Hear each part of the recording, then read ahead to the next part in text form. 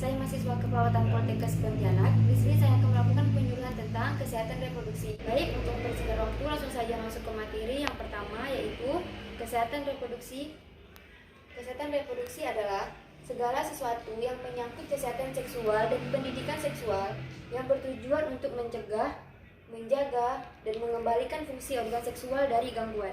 Nah, apakah penting untuk mempelajari kesehatan reproduksi? Ya, sangat penting. Karena tujuan kesehatan reproduksi dibagi menjadi dua. Yang pertama, memberikan pelayanan kesehatan reproduksi kepada setiap individu dan pasangannya secara komprehensif, khususnya kepada remaja agar setiap individu mampu menjalani proses reproduksinya secara sehat dan bertanggung jawab serta terbebas dari perlakuan diskriminasi dan kekerasan. Yang kedua, untuk melindungi remaja dari risiko pernikahan usia dini, kehamilan yang tidak diinginkan, absorpsi, infeksi menular seksual atau IMS, HIV atau AIDS, dan kekerasan seksual. Apakah adik-adik sekalian mengetahui kapan saja waktunya untuk memeriksakan organ intim? Nah, karena itu sangat penting untuk adik-adik sekalian mengetahui kapan saja waktu untuk memeriksakan organ intim baik bagi wanita dan pria. Yang pertama, saya akan bahas tentang wanita. Menurut The American OCOG, kesadaran untuk menjaga dan memeriksakan kesehatan organ reproduksi untuk wanita sebaiknya dimulai ketika memasuki usia 13 tahun. Nah, ada juga pendapat lain yang mengatakan pemeriksaan kesehatan organ reproduksi wanita penting dilakukan setiap tahun karena pemeriksaan ini meliputi screening, evaluasi, konseling, dan imunisasi. Baik, yang selanjutnya yaitu pria. Menurut Dr. Tiara Kirana, mengungkapkan kesadaran untuk menjaga kesehatan organ reproduksi pria sebaiknya dilakukan sejak dini. Saat memasuki usia reproduksi, harus aware juga terhadap fungsi seksualnya seperti adanya mimpi basah dan munculnya libido. Selanjutnya, berdasarkan penjelasan tersebut, dapat ditarik kesimpulan bahwa menjaga kesehatan organ reproduksi baik bagi pria maupun wanita merupakan hal yang perlu dilakukan sejak dini. Organ reproduksi yang sehat dapat menjadi salah satu faktor penting kebahagiaan dalam hidup seseorang atau sebuah keluarga. Nah, baik, apakah adik-adik tahu apa resiko jika tidak menjaga organ reproduksinya dengan benar? Ya, salah satu contohnya seperti keputihan. Untuk memperdalam materi atau memperluas ilmu kalian, saya akan membahasnya lagi tentang keputihan. Adik-adik sekalian, jangan takut karena keputihan terbagi menjadi dua, yaitu ada keputihan normal dan ada keputihan yang abnormal. Baik, bagi adik sekalian, apakah adik-adik tahu bagaimana cara menjaga organ reproduksi yang baik dan benar? Baik, ada yang tidak tahu dan ada yang tahu. Saya di sini ingin mengingatkan kembali bagaimana cara menjaga organ reproduksi yang baik dan benar. Yang pertama, bagi perempuan, sesudah buang air kecil, membersihkan alat kelamin sebaiknya dilakukan dari arah depan ke arah belakang, karena agar kuman yang terdapat pada anus tidak masuk ke dalam organ intim wanita.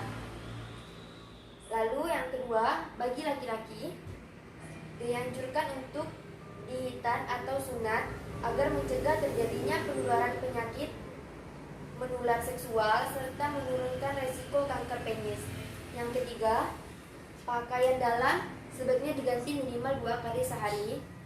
Yang keempat, memakai celana dalam dengan bahan yang mudah menyerap keringat. Yang terakhir, pakai handuk yang lembut, kering, bersih, dan tidak berbau serta lembab. Keputihan yang normal merupakan cairan atau lendir yang berfungsi untuk membersihkan, melembabkan, dan melindungi vagina dari infeksi dan iritasi. Keputihan juga sesuatu hal yang normal dialami oleh wanita.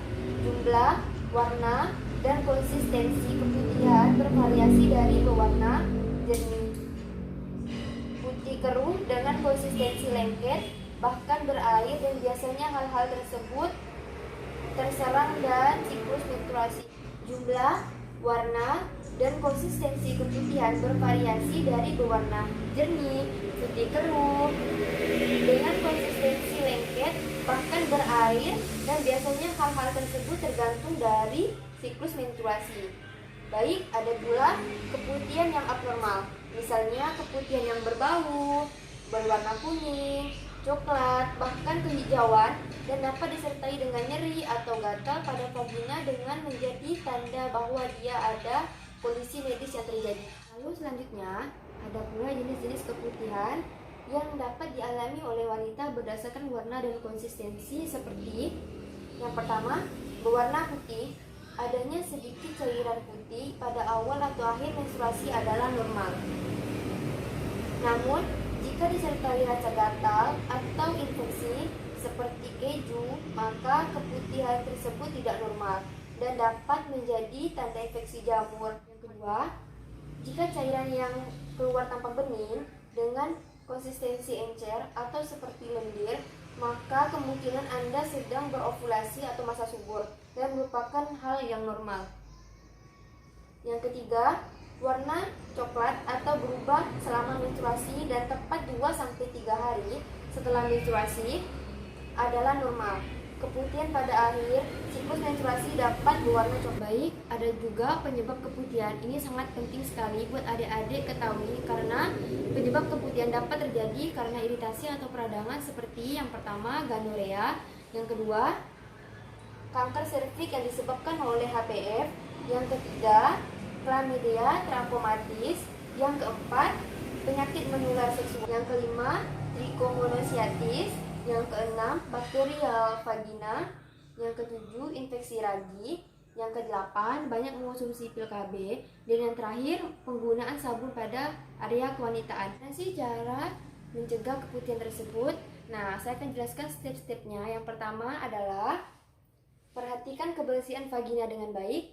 Yang kedua, memakai pakaian dalam yang terbuat dari bahan katun atau menyerap keringat. Yang ketiga, aktivitas seksual yang aman dengan menggunakan kondom untuk mencegah infeksi menular seksual. Yang keempat, tidak berganti pasangan seksual. Yang kelima, membasuh area vagina dari arah depan ke belakang. Yang keenam, keringkan area kemaluan sebelum memakai celana dalam.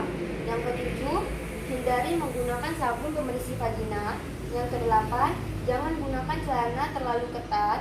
Yang terakhir, tidak memakai panty lenal atau pembalut karena menghambat sirkulasi udara dan dapat menjadi tempat berkembangnya kuman.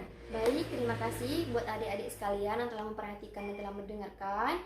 Saya harap kalian praktekkan bagaimana cara mencegah keputihan dengan benar dan bagaimana cara menjaga organ intim dengan baik agar tidak terjadi masalah gangguan pada area wanita atau pria yang tidak diinginkan.